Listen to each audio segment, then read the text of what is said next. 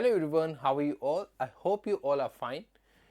LPT presents you the CUET sessions and आज के particular session में हम लोग बात करने वाले how to understand the editorials because one of the major problem with each and every one of you is whenever you read the passage. So the passage comes in 3 or 4 parts. Okay, the students start skimming the first paragraph, they understand that paragraph, then switch to the second paragraph, then understand that, then switch to the third paragraph. And जैसे ही बच्चे third paragraph पे पहुंचते हैं पहला paragraph साफ. मैं ये नहीं कह रहा 100% लेकिन 90+% बच्चों के साथ ऐसा होता है कि पैसेज को रीड करते हुए हम भूल जाते हैं कि इंट्रोडक्शन पार्ट में उसने क्या बोला. एक पैसेज की बॉडी पार्ट क्या होता है, उस पर एक पैसेज की बॉडी कैसे जस्टिफाई होती है. First part must be the introduction, the second part is the main body of the passage and the last part must be the conclusion of the passage. तो कंक्लूजन तक पहुँचते पहुँचते बहुत से बच्चे हैं इंट्रो में एक्चुअल बात क्या बोली गई है वो भूल जाते हैं. तो आज हम समझेंगे कि वो चीज़ें हम लोगों को याद कैसे रहें, आप लोगों को याद कैसे रहे, जिससे कि पैसेज के अंदर अंडरस्टैंडिंग जनरेट करने में आप लोगों को आसानी हो. So today session is about all about the editorials. आप लोग ट्रस्ट मी क्लास स्टूडेंट्स, अगर आप लोग रेगुलरली एडिटोरियल्स पढ़ रहे हो तो आरसी सेक्शन इंग्लिश सेक्शन में जो आपका रीडिंग कॉम्प्रिहेंशन वाला पार्ट है, whether it is related to the comprehension or it is related to the sentence rearrangement or it is related to the cloze test, para summary, ये सारे के सारे segments आपके आज के सेशन से बहुत अच्छे से कवर होंगे. इस सेशन को पूरा अच्छे से देखेगा, वीडियो को कंप्लीट देखिएगा. वीडियो के अंदर कोई भी प्रॉब्लम आए सजेशंस में आप लोग लिख सकते हैं. Apart from them that let's start today's class. Understand the editorial for RC और सीआर. आरसी मतलब reading comprehension and CR for critical reasoning. क्योंकि आपके पास लॉजिकल रीजनिंग सब्जेक्ट है, लॉजिकल रीजनिंग के अंदर एक पार्ट सीआर भी आता है, तो उसमें भी हम कुछ कभी कभी पैसेजेस को डील करते हैं, उसके अंदर भी हमें सेम अंडरस्टैंडिंग जनरेट करनी है. Okay, so let's start. Read actively. Read actively का मतलब हुआ, आप में से बहुत सारे बच्चे ऐसे होते होंगे जब आप लोग एडिटोरियल्स रीड करते हो द हिंदू में से या फिर टाइम्स ऑफ इंडिया या इंडियन एक्सप्रेस या इकोनॉमिक्स टाइम्स, वट किसी भी न्यूज़पेपर से जब आप एडिटोरियल्स पढ़ते हो तो एडिटोरियल्स के बीच में ना कुछ डिफ़िकल्ट वर्ड्स आते हैं. मान लो एक आपने 120 to 150 वर्ड्स का एडिटोरियल उठाया एंड उसमें 4 डिफ़िकल्ट वर्ड आ गए. तो जब आप फर्स्ट टाइम उसको स्किम करोगे आपको उन वर्ड्स पे ज़्यादा एम्फेसाइज नहीं देना. आई नो कि वोकैब आपके कोर्स में बहुत ज़्यादा इंपॉर्टेंट पार्ट है, लेकिन जब हम लोग पैसेज की प्रैक्टिस करते हैं उस टाइम पे वोकैब इंपॉर्टेंट नहीं होता. वोकैब के लिए हम अलग से टाइम निकालते हैं, वोकैब को हम स्ट्रॉन्ग करते हैं. Yes, it is necessary for you people that you have to understand the vocab, you have to understand the structure of vocab, how the vocab work actually. But when you are reading the editorial at that particular time वो vocabs आपके लिए important नहीं है. At that particular time आपका reading skills आपके लिए important है, हमें reading skill generate करनी है. So skim first, paragraph पढ़ा and then highlight the keywords. Her paragraph के अंदर ना कुछ पॉइंट्स होते हैं जिन पॉइंट्स को हम रिलेट करते हैं दूसरे पैराग्राफ से या तीसरे पैराग्राफ से, अल्टीमेटली फोर्थ. अगर 4 पार्ट वाला पैराग्राफ है आपके पास पैसेज है तो read first and highlight the key points. Her paragraph के स्टार्टिंग में मतलब हर पैराग्राफ में जो भी कीवर्ड्स हैं हर पैराग्राफ के साइड में वो कीवर्ड्स लिखना स्टार्ट करो. स्टार्टिंग में आपको लिखना पड़ेगा क्योंकि इसकी हैबिट डालनी पड़ती है. क्लियर? एक बार हैबिट डल गई फिर आपको वो कीवर्ड्स लिखने नहीं पड़ेंगे, वो आपके दिमाग में हमेशा याद रहेंगे आपको. क्लियर? आपने पैराग्राफ पढ़ा, वो कीवर्ड साइड में नोट करें. फर्स्ट हो गया, सेकंड पैराग्राफ हुआ, कीवर्ड्स नोट करें, थर्ड पैराग्राफ हुआ, कीवर्ड्स नोट करें. फिर उन तीनों पैराग्राफ के कीवर्ड्स को ज्वाइन करना. जैसे आप उनको ज्वाइन करोगे तो आपको ना पैसेज में जो एक्चुअल स्ट्रक्चर है, पैसेज में किस बारे में बात हो रही है, what are the main arguments of the passage, ये सब आपको पता चलेगा उन कीवर्ड से. और पूरा पैराग्राफ पूरा का पूरा पैसेज पढ़ने के बाद एक जनरल आइडिया आपके दिमाग में आएगा that what is the passage about. सबसे पहले आपको निकालना है main idea of the passage, what is the passage about, what is the overall theme of the passage. उसके बाद आपको उन कीवर्ड्स को ऐड करके एक शॉर्ट समरी बनानी है. उसके बेस पे आपको पता चलेगा what are the main arguments present in the passage. Okay, main argument क्या होता है? मेन आर्ग्यूमेंट होता है ओवरऑल पैसेज की theme plus all the specific information present in the passage, whether it is in the form of evidence or facts or आपका data हो सकता है, स्टैटिक्स हो सकता है, जिससे कि अल्टीमेटली आप कंक्लूजन के ऊपर पहुंचते हो। अल्टीमेटली कंक्लूजन के ऊपर पहुंचने के लिए आप लोगों को पूरे इस पैसेज के स्ट्रक्चर की जरूरत होती है। तो all the specific information in the passage are related to the main argument of the passage. Clear? तो एक मेन आइडिया जनरेट करना है, identify the structure, main idea generate करना है एंड मेन आर्ग्यूमेंट निकालना है उन कीवर्ड्स के बेस पे। Okay, next, this is the most important part because you people never done this kind of thing जो मैं अभी आपको बोलूँगा।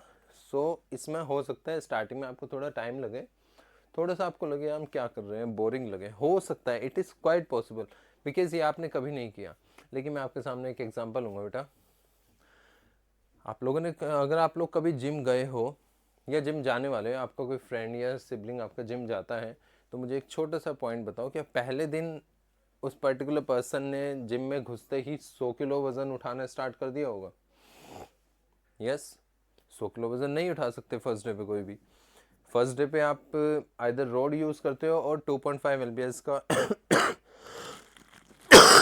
सॉरी क्लास 2.5 LBS का एक वेट उठाते हो, डंबल्स उठाते हो, धीरे धीरे प्रैक्टिस करते हो, धीरे धीरे आपका माइंड उस चीज़ को एक्सेप्ट करता है कि आप 2.5 किलो से 5 किलो पे जा सकते हैं, then 10 kg, then 12.5, then 15, 17.5, 20, 25 and धीरे धीरे आप पहुंचते हो 100 kg पे। ओके, तो क्योंकि माइंड को एक्सेप्ट करने में टाइम लगता है, ऐसे ही इस चीज़ में भी माइंड को एक्सेप्ट करने में टाइम लगेगा बस। But the only thing is you people have to be consistent and diligent. Clear? Consistency maintain कीजिएगा, आप लोगों के आरसी जो है बहुत ज़्यादा स्ट्रॉन्ग होगा। Trust me, more than 95% marks आप रीडिंग कॉम्प्रिहेंशन में स्कोर करोगे अगर आप समझ पाओगे आज की हम क्या पढ़ने वाले हैं।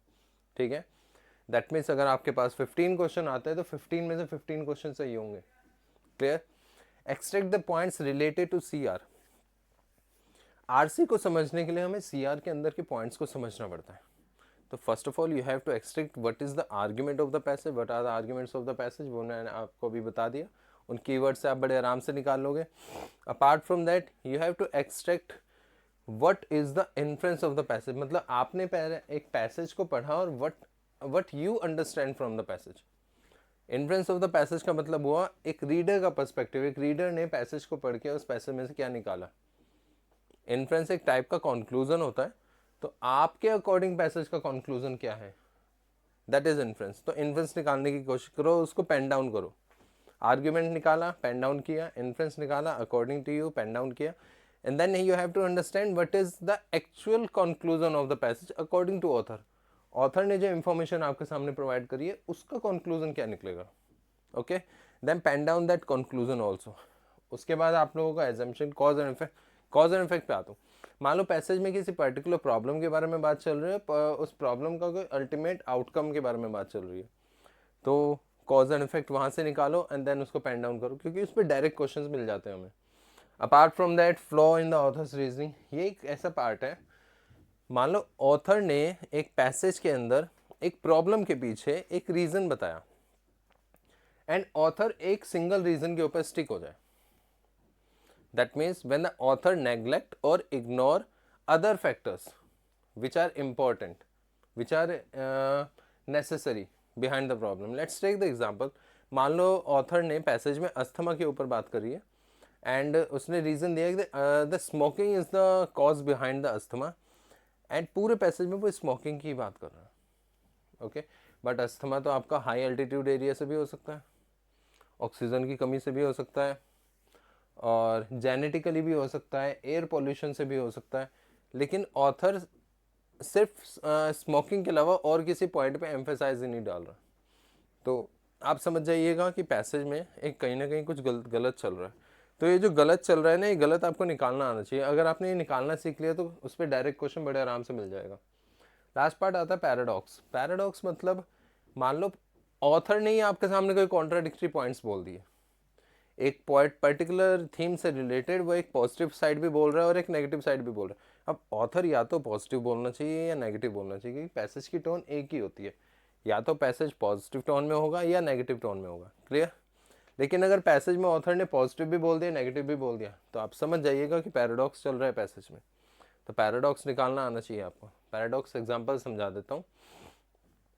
जैसे कि मेरी क्लास में कोई स्टूडेंट है राम, ठीक है। Ram is a studious student. Ram के ऊपर पैसेज चल रहा है, उसके ऊपर डॉक्यूमेंट्री बनाई उन्होंने। ऑथर ने डॉक्यूमेंट्री में से एक पार्ट निकाला कि वो एक स्टूडियस स्टूडेंट था एंड 24 घंटे में से 15 घंटे वो पढ़ रहा है, तो ऑब्वियसली बात है स्टूडियस ही होगा। लेकिन उसके एग्जाम में नंबर आ रहे हैं 40 हर सब्जेक्ट में।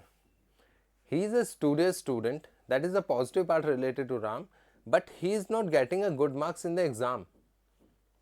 15 घंटे डेली पढ़ रहा है लेकिन स्कोर उसका हर सब्जेक्ट में अराउंड 40 या 45 के बीच में आ रहा है। सो इतना पढ़ने का फ़ायदा क्या है अगर इतने नंबर आ रहे हैं?